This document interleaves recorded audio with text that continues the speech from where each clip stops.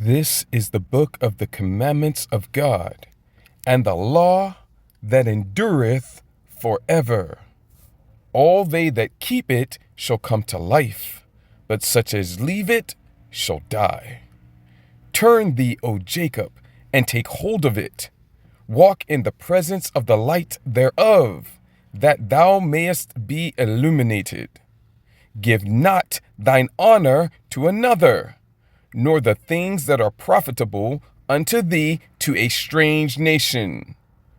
O Israel, happy are we, for things that are pleasing to God are made known unto us. Be of good cheer, my people, the memorial of Israel. Ye were sold to the nations not for your destruction, but because ye moved God to wrath. Ye were delivered unto the enemies. For ye provoked him that made you by sacrificing unto devils, and not to God. Ye have forgotten the everlasting God that brought you up, and ye have grieved Jerusalem that nursed you. For when she saw the wrath of God coming upon you, she said, Hearken, O ye that dwell about Zion. God hath brought upon me great mourning. For I saw the captivity of my sons and daughters, which the everlasting brought upon them. With joy did I nourish them, but sent them away with weeping and mourning. Let no man rejoice over me, a widow, and forsaken of many, who for the sins of my children am left desolate, because they departed from the law of God. They knew not his statutes, nor walked in the ways of his commandments, nor trod in the paths of discipline in his righteousness. Let them that dwell about Zion come, and remember ye the captivity of my sons and daughters, which the everlasting hath brought upon them. For he hath brought a nation upon them from far, a shameless nation, and of a strange language, who neither reverenced old man nor pitied child. These have carried away the dear beloved children of the widow, and left her that was alone desolate without daughters. But what can I help you? For he that brought these plagues upon you will deliver you from the hands of your enemies. Go your way, O my children, go your way, for I am left desolate. I have put off the clothing of peace, and put upon me the sackcloth of my prayer. I will cry unto the everlasting in my days. Be of good cheer, O my children.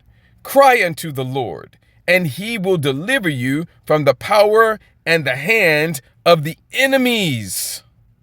For my hope is in the everlasting, that he will save you. And joy is come unto me from the Holy One, because of the mercy which shall soon come unto you from the everlasting, our Savior. For I sent you out with mourning and weeping, but God will give you to me again with joy and gladness forever.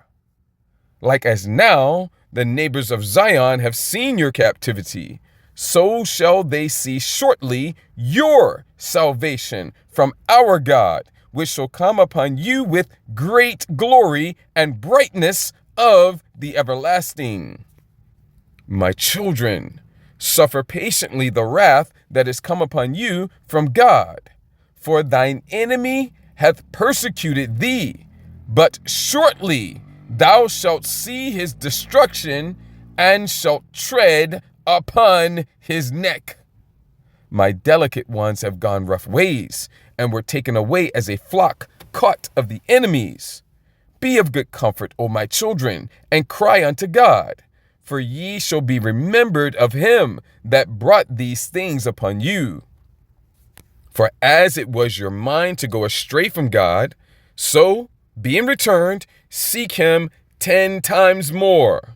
For he that hath brought these plagues upon you shall bring you everlasting joy with your salvation.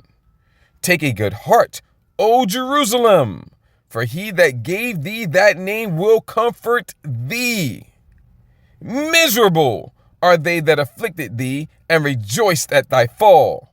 Miserable are the cities which thy children served. Miserable is she that received thy sons.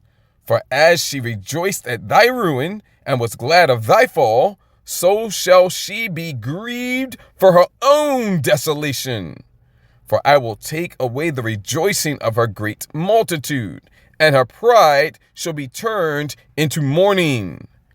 For fire shall come upon her from the everlasting, long to endure, and she shall be inhabited of devils for a great time. O Jerusalem, look about thee toward the east, and behold the joy that cometh unto thee from God. Lo, thy sons come, whom thou sentest away. They come gathered together from the east to the west by the word of the Holy One, rejoicing in the glory of God.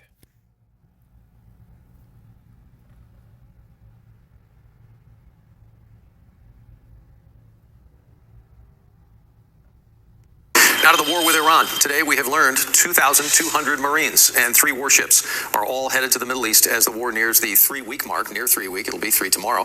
That is in addition to the movement of the USS Tripoli to the region, carrying more than 2,000 Marines. This war continues as the Muslim holiday of Ramadan comes to an end officially today. The U.S. is building up military forces as President Trump pushes for the reopening of the Strait of Hormuz, which is critical, obviously, for the roughly 20% of the world's oil supply that moves through there. Oil and petroleum are used in lots of everyday items. Economists say that the war with Iran could have an effect well beyond just prices at the pump. The synthetic plastic that they use, right, to make pill bottles or saran wrap, plastic wrap that goes in products, that is a hydrocarbon-based product. The raw material for that is oil. CBS News reports global oil prices have jumped more than 40% since this war began, and the higher prices for gas is expected to also lead to a trickle-down effect on the cost of transporting goods that we all buy.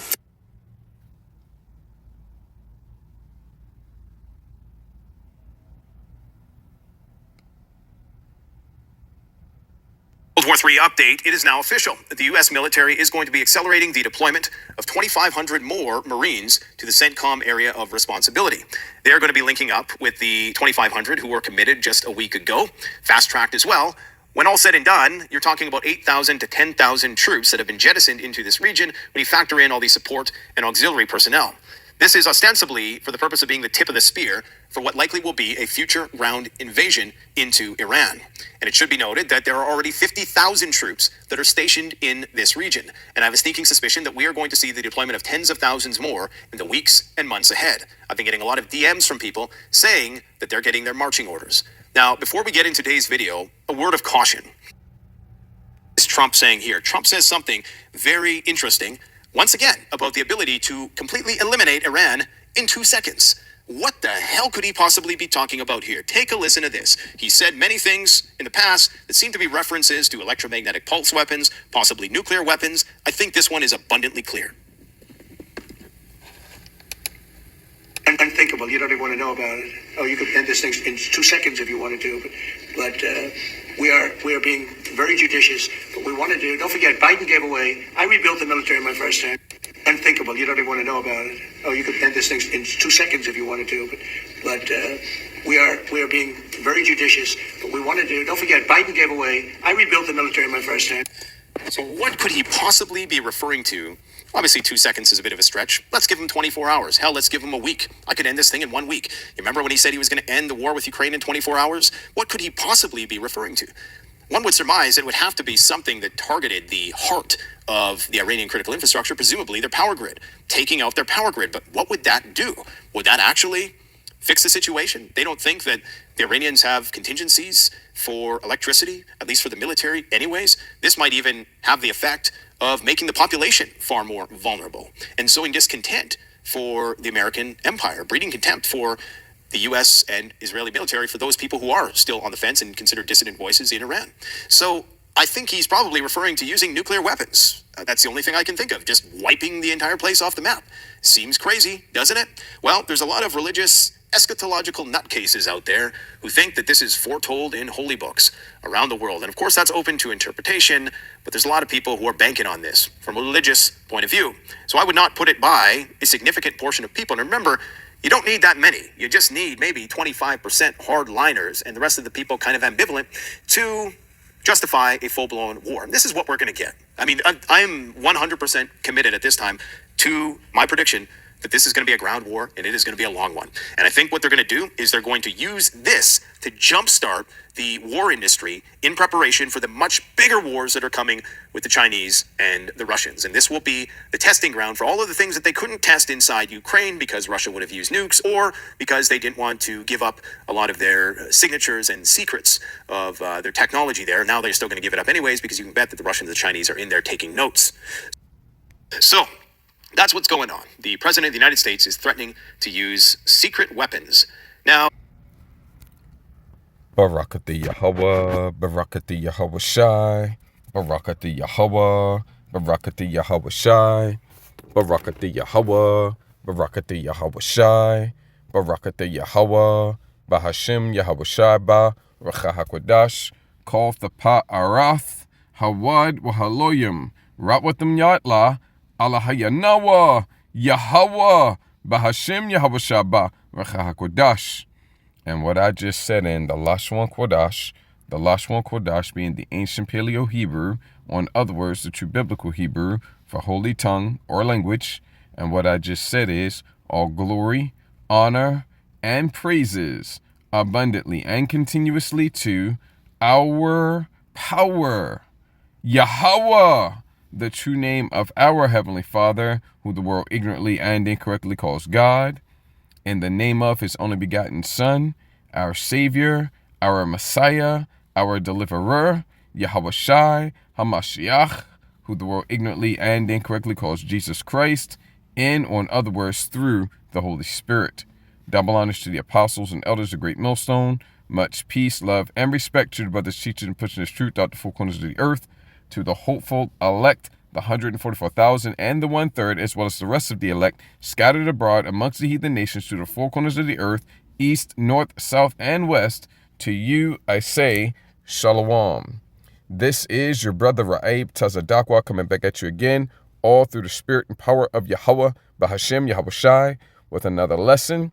Yahweh Ratazah, Yahweh willing, is going to be edifying and encouraging for you Achim, brothers, and any Achwath, sisters that may be listening and or watching. Now, if my memory serves correctly, this is going to be part 18 and an ongoing lesson series, which this part 18 as well as 17, parts 17 and 18 still need to be uploaded. Salakia for the flipping. I just want to show you the lesson series. Okay. Okay, here's the lesson series here, and all of them have had the same thumbnail and title except for part 16, and I'm probably going to keep the same thumbnail and title for 17 and 18 as well. So, and of course, like I said, this is part 18. I hope I said 18. This is part 18. Part 17 also is not yet up either. Yahweh Razal probably, I fully expect to premiere part 17 tomorrow before the live stream. I meant to say before the the live stream. And I might even premiere them both back to back. We'll just have to see. All right. But this is all based off and inspired by the events that have taken place now a little less than 3 weeks ago, or right about 3 weeks ago, with the attack of the biblical Persians, also identified in 2 Esdras the 15th chapter as the Carmanians, by Babylon, which is America, and Amalek, which is the people that is over there in the land of Israel today, are calling themselves the Israelis, the nation state, not a nation, the nation state of Israel. Okay, it's a nation state, not to be confused with the actual literal nation, which the actual literal nation of Israel, that's us. Okay, nations are families, nations are peoples. Okay, All right, nation states, well, that's just whoever has citizenship, which citizenship can be changed, it can be dropped, it can be purchased, it can be various different things. Like there was a centurion or a guard or whatever he was in the book of Acts that told when he found out that the Apostle Paul was a Roman citizen, which simply means a dweller or inhabitant of a city. Okay. And he found out that Paul was a Roman citizen. He said, with a great sum have I purchased my citizenship, right? Because you can so the point I'm making is, don't confuse citizenship, nation states, with actual literal nationality. Nationality is based on bloodlines. Okay, so you had the Edomite tribe of Amalek, okay, over there in the land of Israel, okay, wagging the dog, the tail wagging the dog here, the tail being Amalek over there in the land of Israel, wagging the dog being America, Babylon the Great, which are also Edomites, okay, different tribe though, and they've attacked, Salaki, I'm just distracted by something, they've attacked the biblical Persians, also identified in scriptures the Carmanians, and this has further intensified the third woe, and that's why we have that thumbnail there. The third woe, referring to world war, is here, and that phrase or terminology of a woe comes straight from the scriptures in Revelation the 11th chapter and the 14th verse. The third woe cometh quickly, so quickly in fact that it is indeed here, and it's been here in my estimation, in my evaluation, since Russia invaded Ukraine, and now it has dramatically and significantly intensified with the attack of the biblical Persians by America, Babylon the Great, at the direction of the Amalekites over there in the land of Israel, pursuant to Jeremiah 49 and 20, and also Jeremiah 50 and 45. Okay, telling you that these things that are being done here, all right, by America, Babylon the Great, are because of and at the direction of, whether that direction is indirect or subtle, or whether it's just straight down the middle and point blank, period, blunt. Either way, it's at the direction of Amalek over there in the land of Israel. All right. And they're the lead tribe of Esau, Edom, and that has intensified things, but there's a lot more intensification that has to take place. Okay, it tells us in 1 Thessalonians, the 5th chapter, I want to say the 2nd or 3rd verse, that when they shall say peace and safety, then sudden destruction cometh upon them as travail upon a woman with child, and they shall not escape. So you need to look for that. Okay, at some point, there's going to be a collective sigh of relief in some manner and in some capacity, all right? Whether it has to do directly with the war, or whether it has to do with the economy, or whether it has to do with some pestilence that's released on the population, or anything else, and probably all of the above, economic woes, whatever, right? But that's going to happen, and then travail cometh upon them as sudden destruction cometh upon them as travail upon a woman with child. So you have to look for that. And then also Revelation 3 and 10 tells us that there's going to be an hour of temptation. And that hour of temptation is going to be when the Revelation 13 badge, verses 16 through 18, is made mandatory on the world, whether they use the words mandatory or not. But you're going to know it's mandatory. You're going to know it's mandatory, because you're not going to be able to survive. That's going to be, that's the causing. Everybody, you're not going to, I'm going to go ahead and say, I can say it that way. You're not going to be able to survive and continue to exist and operate in the current. It's not going to be current. It's going to be a different system in the world system. Let's just drop the current though, because they're changing it, right? You're not going to be able to continue to operate and exist in the system of the world that they're establishing without it. So if you want to continue to operate and exist, buy and sell, work, move and go, and all this, that, there, and another, you're going to have to take that. And in doing so, you're going to pledge your allegiance to them, right? And they will own you. They will own you. You're already cattle to them, but what does Esau like to do? He likes to tag his cattle, okay? And then he can track it, all right? Tag and release. I remember watching Nat Geo. shows coming up as a child, and I was always interested in that. And I remember back then that they would operate that way. They would and I used to wonder how is it that they get all this footage of these particular animals that they're videoing in this natural habitat, doing all these things that it does, without the animal knowing that they're there. How do they do this? Well, they catch the animal, they usually tranquilize it or they trap it, and then they tag it.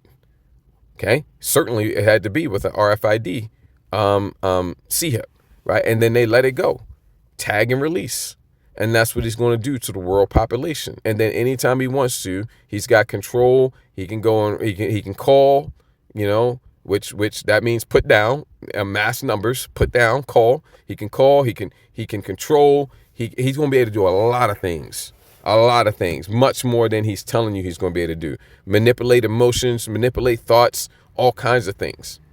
And even a lot of that, not all of it, if he wants to be able to do, in order to be able to do everything, he's going to have to get, he's going to have to give you the one for the head, okay?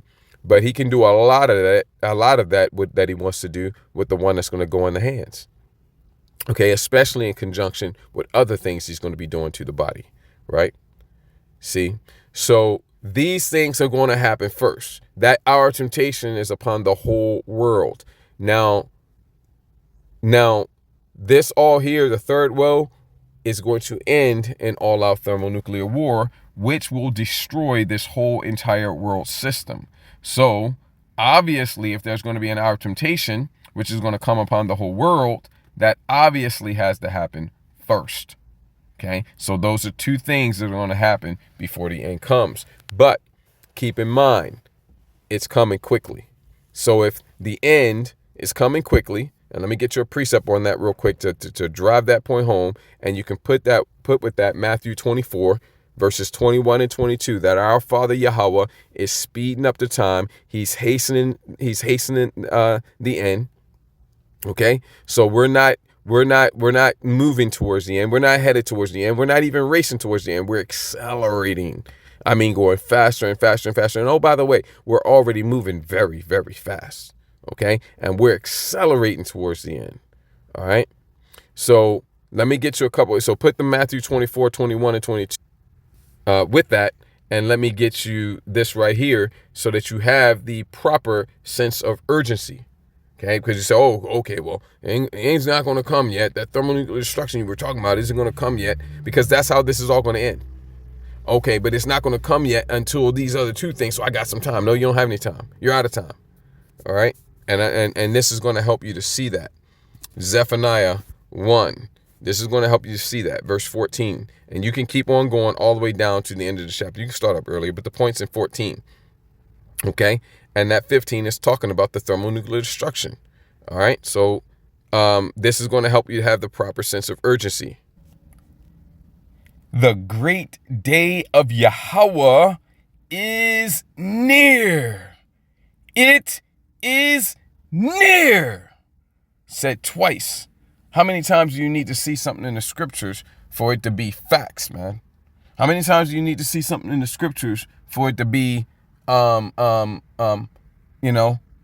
solid, okay, bankable, whatever term you want to use, just once, okay?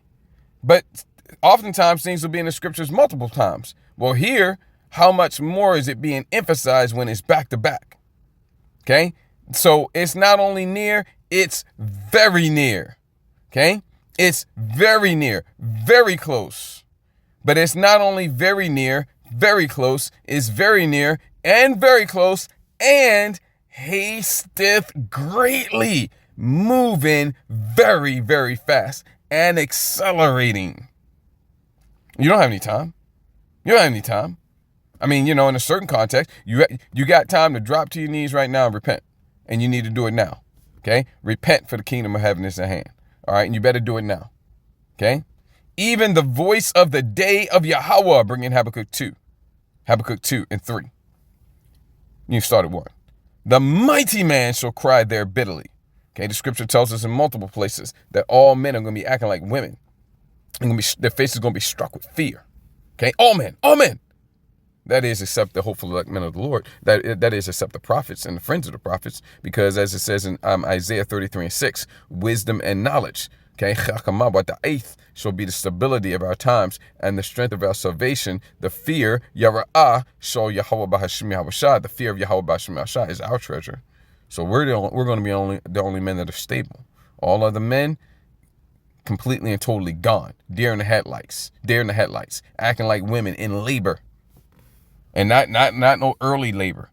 Okay, where you bent over the couch just breathing. No labor like the baby's coming labor. Like the worst labor, okay? And that verse 15 is getting into the thermonuclear destruction, okay? So you don't have any time, okay? But those two things are going to happen first. But just because those two things are going to happen first, that doesn't mean you have any time. That just means that those two things got to be even closer. And so if the great day of Yahweh, which is the very end of all of this, the thermonuclear destruction, the second death, if that's near, it is near and hastens greatly. If it's like breathing down your neck, then that means that the other two things have to be even closer. All right, okay. So you were thinking the wrong way. Okay, all right. These other two things are not pushing. These other two things are not pushing the end back. The end is actually pushing those things forward. Okay, because the end is coming and it ain't waiting for nobody. It ain't waiting for no one and no thing, right? So those two things that they got to happen first, they got to hurry up and happen. And that's exactly what's going to happen. That's the way to think about it. Okay, now let's get into a couple little comments here. Let's see here. We had the lessons, right? Yeah. I wanted to point out here, there was a point in this video here, and by the way, fair use disclaimer. Fair use is allowed under U.S. law for educational commentary, criticism purposes, and the like. And that's, of course, what we're using these clips for, not profiting from them in any way, shape, fashion, or form. Going to go ahead and give credit to the originators of the material right now. You can see it right here, and you can see it as I was playing it.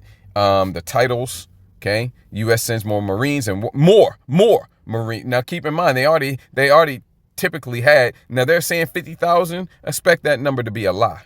Expect that number to be grossly underestimated, okay?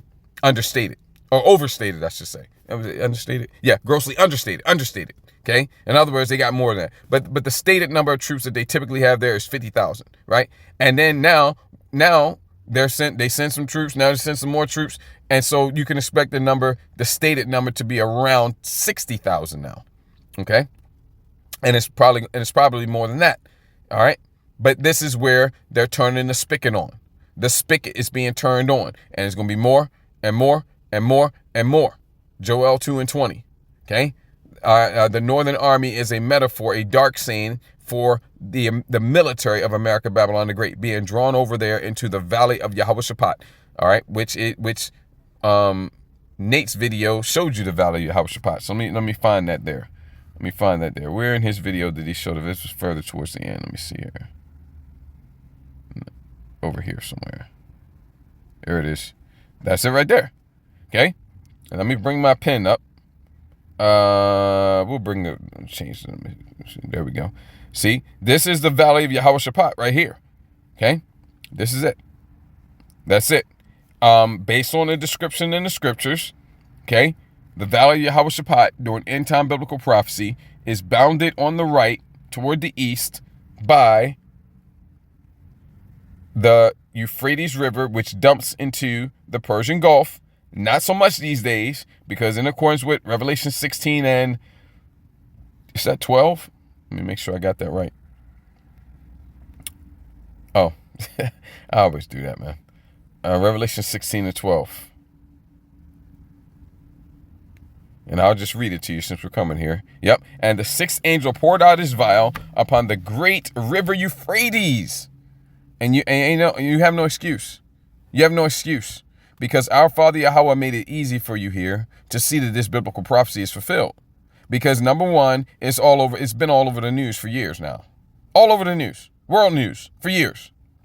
Number two, the Most High made the name of the Euphrates River stay the same. Whereas a lot of the other rivers, several of the other rivers, back in Genesis, the 2nd chapter, their names have been changed.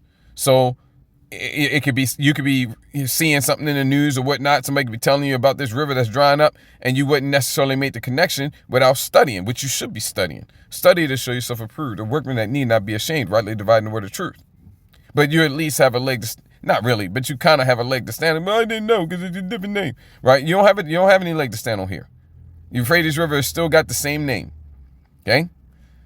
And the waters thereof was dried up. And it's all over the news. Been all over the news for years. That the way of the kings of the east, meaning the militaries, the nations, the countries that are east of the Euphrates River, okay, might be prepared because they got to get their asses over and down into the valley of Yahweh Shaphat.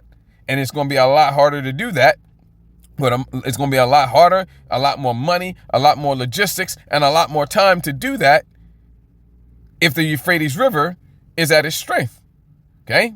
Because then they're gonna have to fly the stuff over there or go by boat, and neither one of those are cost effective or time efficient. So the Most High did them a favor so they can all get their militaries over down into the valley of Yahweh Shaphat. Okay, Joel the 3rd chapter, Isaiah the 34th chapter, and when they get over there, the Most High gonna slaughter them all. Yeah. So yeah. Let me see, where were we here? Right, I was showing you the valley of Yahweh Shaphat. Okay, let me get my pen back up. Goofy. In this same. All right, so here we go. Oh man, I can't help myself, man. I just do that all the time. Anyway, let me get rid of this for a second so I can tap the screen and get rid of that. Thank you. Now let me bring the pen back up. All right, so now, yeah, so the valley. Let me see. Can I move this? Let me move this so I can, because it's kind of in the way. Hold on a second again. Let me move this out of the way. Let's move it over here. All right, so there we go. So yeah, the Euphrates River is you can kind of see it there. It's kind of coming down like here and dumping into the Persian Gulf, which the Persian Gulf is this body of water right here. Okay, and then you got the Strait of Hormuz right there, that choke point right there. Then you got another strait over here, which the Yemenis are most likely going to be closing that one off sometime soon. You know, hasn't happened yet. Okay, but let me get rid of that. Okay, this right here, which you see on the screen right now, the Euphrates River dumping into the Persian Gulf, that's the eastern bound of the valley of Yahweh Shaphat. And then, so that's how you can know where the valley of Yahweh Shaphat is. And then over here is the western boundary of the valley of Yahweh Shaphat, which is identified in the scripture as the utmost sea, and that's the Red Sea, which means that the region of land, the landmass bounded between the two, is this right here. That's the valley of Yahweh Shaphat. And they all have to get their asses over there. And America, Babylon the Great's military is being drawn over there right now.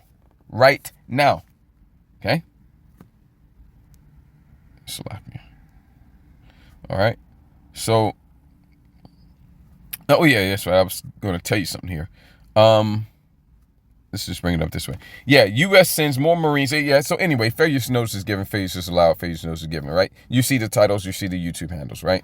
The Canadian Prepper News, he's got 2 channels. This is his other channel, Canadian Prepper, which is actually his older channel, right? But, and he was just bringing out how, let me talk about the other one first. This one right here, U.S. sends more Marines, right? And in there, towards the end of the clip, it's only a minute and change, right? Towards the end of the clip, there was a dude there who talked about all these other products that are made with oil, petroleum, right? But he left out some big key ones. Okay, one of the big key ones he left out was all the fertilizer, the chemical fertilizers. They're made with oil base or petroleum base. Okay, which goes into food production, which goes into famine. Another key one that he left out is which you should be growing stuff organically anyway. In other words, by more natural, for lack of a better term, ways, as opposed to using these chemical-based fertilizers. But anyway, that's the way the world does it. So that's going to play into famine. And then another one is the pharmaceuticals, which again, the scripture speaks about the herbs, man, and he who is wise will not abhor them. Our medicines are supposed to come from the earth, as far as the herbs and whatnot. Not as far as extracting petroleum products and then making those into pharmaceuticals. Okay, but again, this is how the world does it, and this is what what they rely on, and because of that, a lot of the pharmaceuticals are about to become harder to come by and more expensive. Okay, and those are two big ones, right? And he didn't mention anything about it, at least not in the snippet that they played. Okay, so I wanted to point that out. And then with regards to Nate, let me let Nate say what he said here, and we're going to comment on it again. I'm going to play it again. We're going to comment on it briefly, and then we're going to get into Revelation 18. We got the first 6 verses. We're going to get into verse 7 and down with the time that remains. Okay, so here we go. Are kind of fighting for their lives at this point, which is not to make any sort of apologies for them. It just is what it is. Now, what is Trump saying here? Trump says something very interesting, once again, about the ability to completely eliminate Iran in 2 seconds. What the hell could he possibly be talking about here? Take a listen to this. He said many things in the past that seem to be references to electromagnetic pulse weapons, possibly nuclear weapons. I think this one is abundantly clear. Unthinkable. You don't even want to know about it. That right there, unthinkable, you don't even want to know about it, means that Nate's assessment is probably correct. Unthinkable, you don't even want to know about it. Okay, so Nate's probably correct. You could end this thing in 2 seconds if you wanted to, but we are being very judicious. But we want to do. Don't forget, Biden gave away. I rebuilt the military in my first term. Unthinkable. You don't even want to know about it. Oh, you could end this thing in 2 seconds if you wanted to, but we are being very judicious. But we want to do. Don't forget, Biden gave away. I rebuilt the military in my first term. So what could he possibly be referring to? Obviously, 2 seconds is a bit of a stretch. Let's give him 24 hours. Hell, let's give him a week. I could end this thing in 1 week. You remember when he said he was going to end the war with Ukraine in 24 hours? What could he possibly be referring to? One would surmise it would have to be something that targeted the heart of the Iranian critical infrastructure, presumably their power grid, taking out their power grid. But what would that do? Would that actually fix the situation? They don't think that the Iranians have contingencies for electricity, at least for the military anyways. This might even have the effect of making the population far more vulnerable and sowing discontent for the American empire, breeding contempt for the U.S. and Israeli military for those people who are still on the fence and considered dissident voices in Iran. So I think he's probably referring to using nuclear weapons. That's the only thing I can think of, just wiping the entire place off the map. Seems crazy, doesn't it? Well, there's a lot of religious eschatological nutcases out there who think that this is foretold in holy books. I guess that means Nate's calling us nutcases. But we already got this. We know from 2 Ezra 15 that America, Babylon the Great, which is identified in 2 Ezra 15 as Assyria, is going to waste a portion of the land of. Let me just read it to you. We've already covered this. Let's see here what verse that's around the 30s.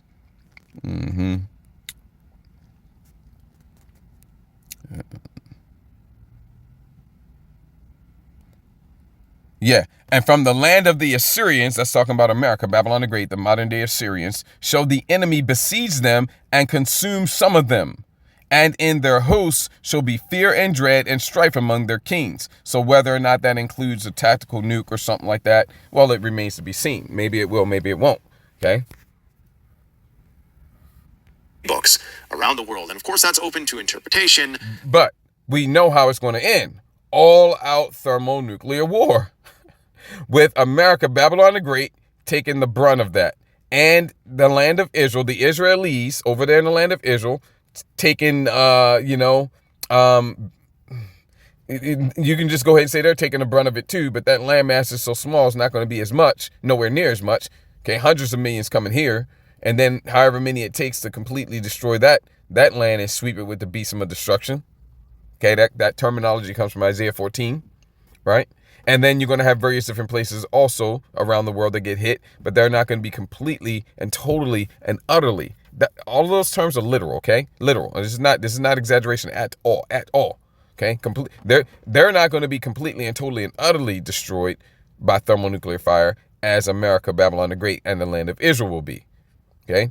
But there will be other places hit because this destruction is for the devil and his angels, his messengers.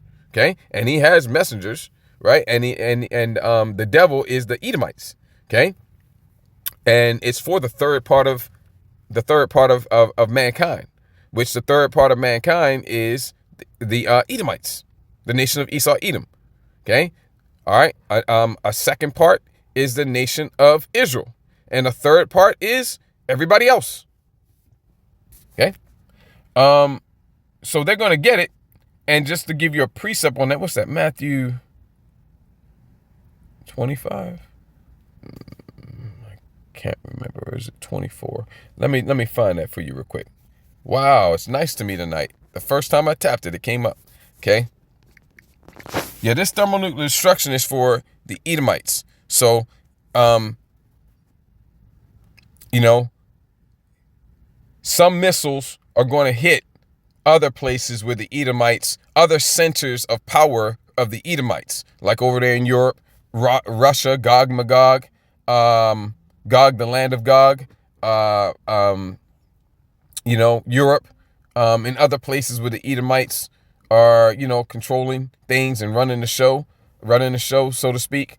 And then you're going to have some of these other heathen nations that have thermonuclear missile capabilities, probably going to get hit with a handful of warheads as well. And that's all it's going to take to completely and totally cause their societies to break down and not function anymore. Although the whole entire nation will not be engulfed in fire, but wherever the warheads hit, that place, that city, I was about to say state, but I meant to say city, that city is going to be destroyed because these warheads are city killers. Okay, no matter how big the city is, biggest city on the earth, drop one warhead on, drop one of these. These are not the tactical nukes. Which, by the way, those tactical nukes, some of them can get very large too, and wipe out a city as well, right? But these are the strategic ones, the big boys. Okay, one of those on any city, I don't give a damn how big it is. One of those on any city, that city is gone. That city is gone, and almost everybody in it is dead. And some of the people, if it's a big city, some of the people on the outskirts may initially survive, but you got that shock wave. Everything out there is destroyed too, because that shock wave is leveling shit. The scriptures identifies it as a destroying wind, and it's superheated. Temperatures comparable to the sun at the point of detonation. Okay, and you got the radiation, and you got the fallout. So even the people around the very edges that may survive because they had some cover and some shelter, they're going to die too. The vast majority of them going to die.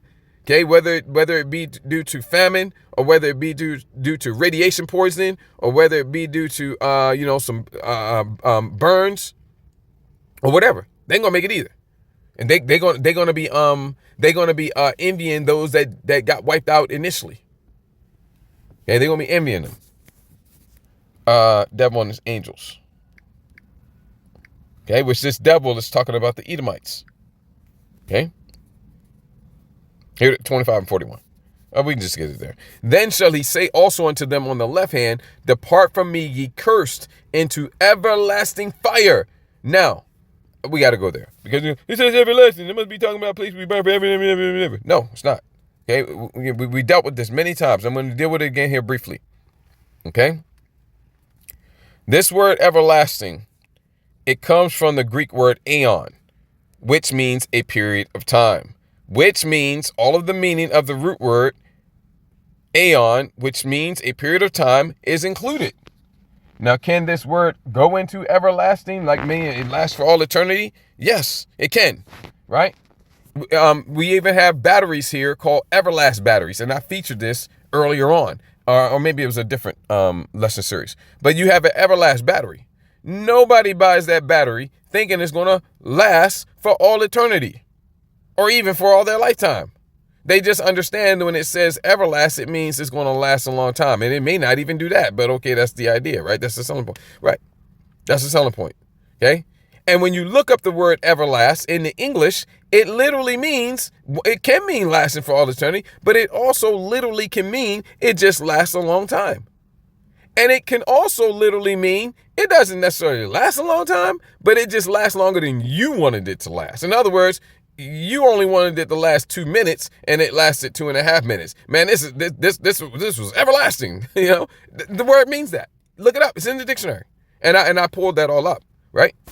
But this here goes back to, I hit the wrong button. Goodness gracious. Goes back to the Greek word aeon. I'm going to show you that now. Here it is, and you can see already aeonios, right? And it goes back to the Greek word aeon, right? Which means period of time, age. That is the way it's most often used. I think they put it down at the bottom for, to be misleading. But they tell you that in the top as well. It says forever, but look at the second one. An unbroken age. Ages have beginning and ends, man. So they're telling you that right there. So you can't put all of those together in the first definition because they're contradictory. Okay? Eternity is not the same as an unbroken age. Okay? And the world's universe, okay? The period of time, age, that's the number one definition. Okay? And they're hinting at that right there with unbroken age. Okay? And that's the root word, which means all the meaning is included here. And I'm going to show you that it's been used that way. Okay? A lot of the times it is talking about for all eternity, right? But I'm going to show you where it has been used talking about a period of time that is not forever. Where was that example I found? I got to remember where it was. Because I actually meant to bring this precept out yesterday. Let's see here. Now I got to remember where that is. But maybe it's back over here. Shalak, yeah.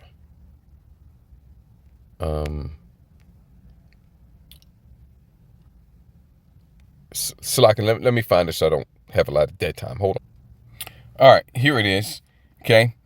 Romans 16:25. And when you notice up here, it tells you how it's been translated and gives you the number of times. Okay. And it's been translated to eternal 42 times, everlasting 25 times, the world began twice, since the world began once, and forever once, right? And we get down here to Romans 16:25. Okay, if this word is always talking about for all eternity with no end, then how is it used in this context?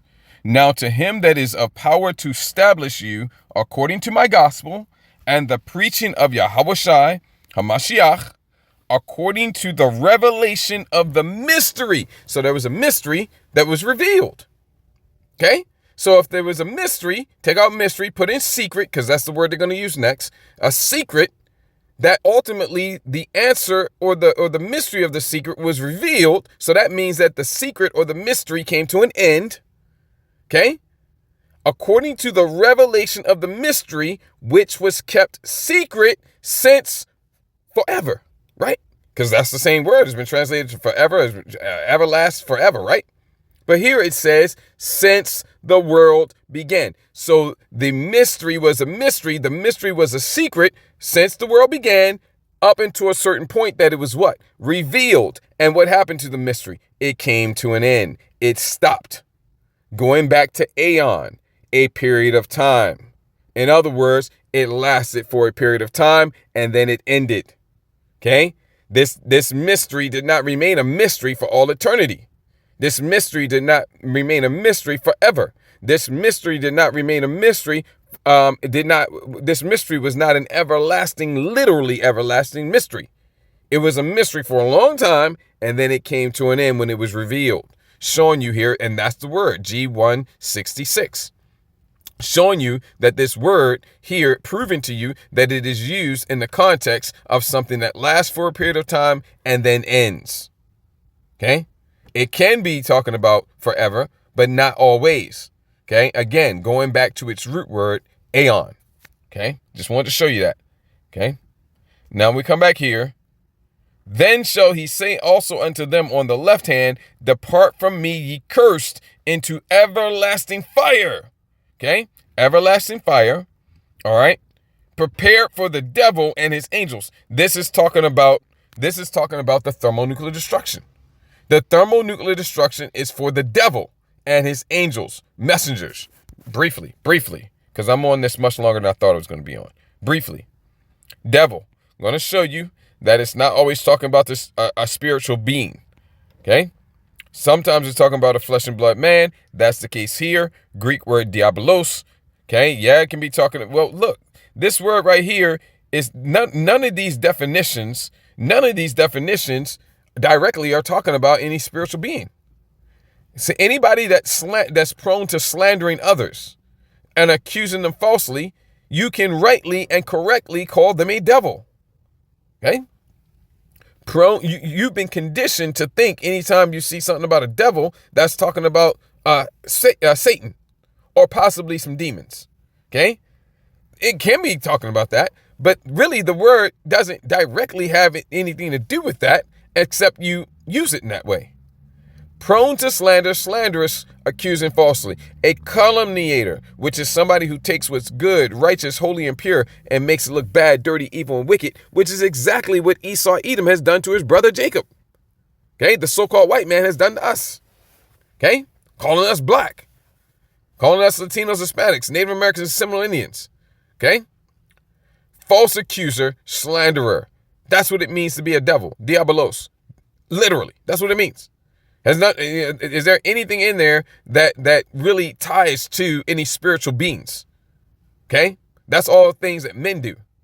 Metaphorically applied, literally. Drop the metaphor. This definition right here is workable, but it needs some work. So I'm going to give it to you perfectly. You can read the what do I want to call it? You can read the rough draft there. The rough draft, it needs some work, okay? All right, it has potential, but it needs some work. So I'm going to give you the finished product. Literally applied to a man, flesh and blood, telling you right there. No, I'm talking about the devil, talking about Satan. Literally applied to a man, like I said, it needs some work. I'm giving you the finished product. Literally applied to a man, but it tells you right there, it's talking about men sometimes, okay? A lot of times.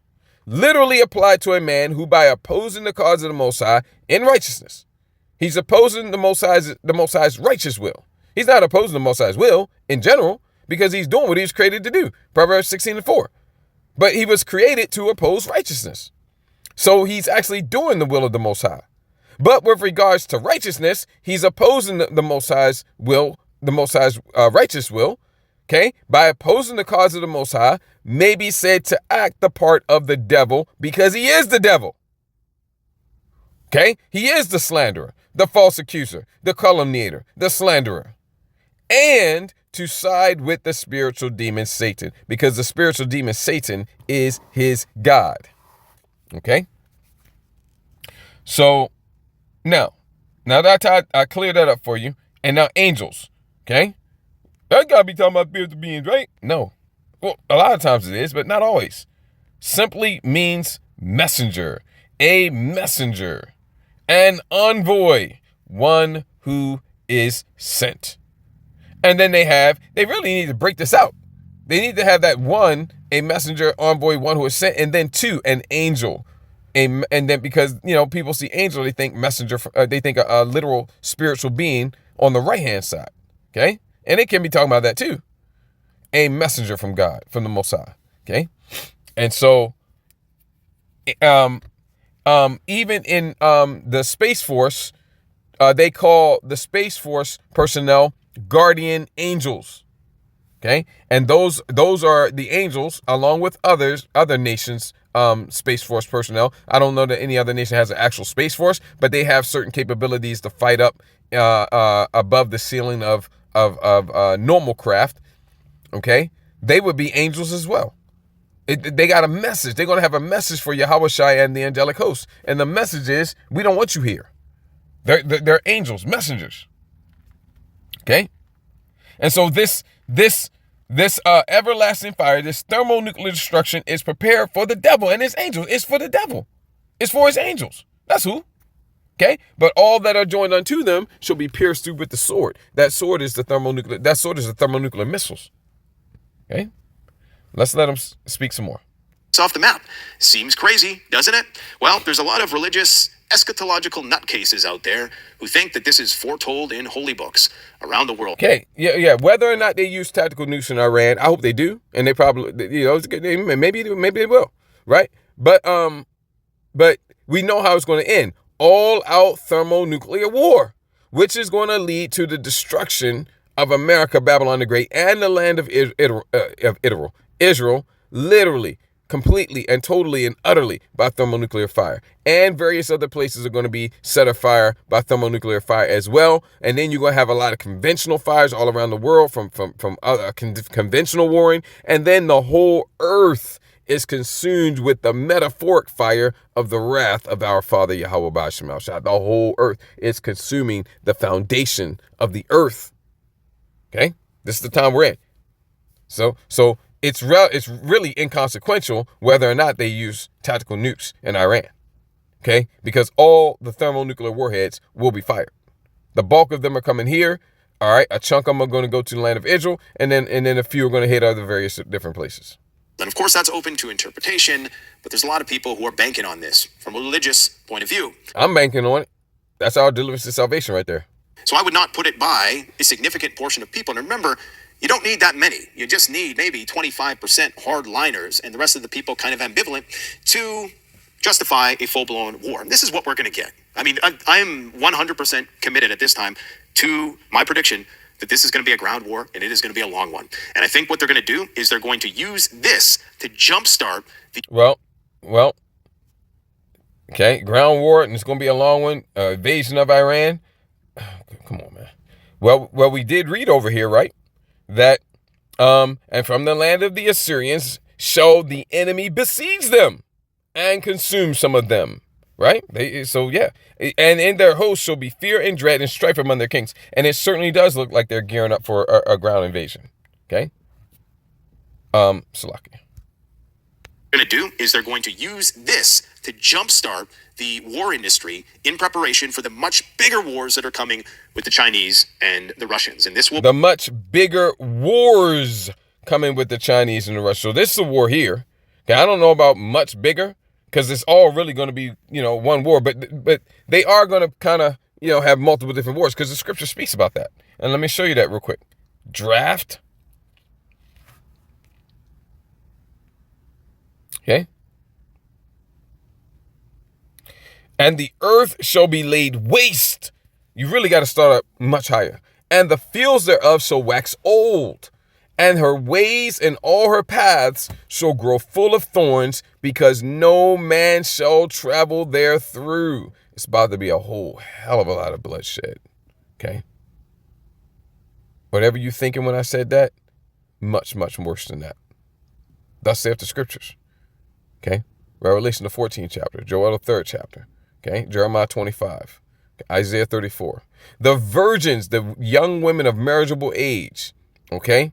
The young women of marriageable age who have had their first menstrual cycle according to the scriptures. Okay. 1 Corinthians the 7th chapter. Okay. Go read it. Down towards the end of the chapter. Okay. If she reached the flower of her age, let them marry. He sinneth not. He sinneth not. Now, I mean, we don't do that because this world is ruled by the greatest hypocrite ever. While he's popping sucklings and toddlers, okay? If you try to do things the righteous way in accordance with the law of our Father Yahweh, well, he's going to throw you under the bus. Meanwhile, he's popping sucklings and toddlers, okay? See? And so, yeah, so we don't do that, but that's what it's talking about. The virgins shall mourn, having no bridegrooms. The women shall mourn, having no husbands. Their daughters shall mourn, having no helpers. That's the men. What happened to the men?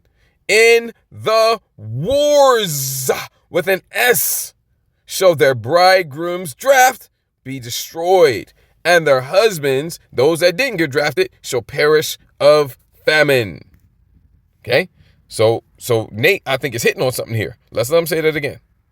and it is going to be a long one. And I think what they're going to do is they're going to use this to jumpstart the war industry in preparation for the much bigger wars that are coming with the Chinese and the Russians. And this will be the testing ground for all of the things that they couldn't test inside Ukraine because Russia would have used nukes or because they didn't want to give up a lot of their signatures and secrets of their technology there. Now they're still going to give it up anyways because you can bet that the Russians and the Chinese are in there taking notes. So that's what's going on. The president of the United States is threatening to use secret weapons. Now, this... Yeah, and so, let me see here.